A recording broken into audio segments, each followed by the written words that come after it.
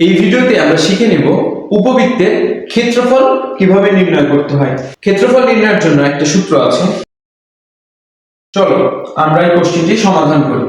ধরো এরকম একটা প্রশ্ন দেওয়া আছে এবং এখান থেকে বলেছে উপবৃত্তের ক্ষেত্রফল নির্ণয় করো। x এর নিচে যে সহগটা সেটা হচ্ছে b স্কয়ারের মান।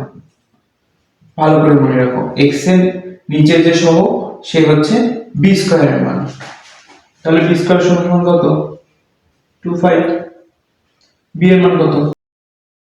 এর মানটা কি? y স্কয়ারের নিচের সহগ। তাহলে আমরা সূত্রে মানগুলো বসাই দিই। পাই এর মান কত? 3, b এর মান কত? 5। অ্যানসার কত? 55।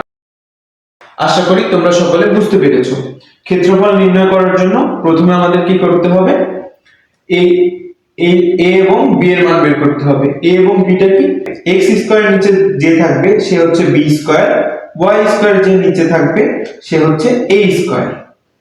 এবং এখান থেকে আমরা খুব সহজে a এবং b এর মান নির্ণয় করে ফেলবো এবং b এর মান আমরা সূত্রে বসিয়ে দিলে আমাদের ক্ষেত্রফল নির্ণয় হয়ে যাবে।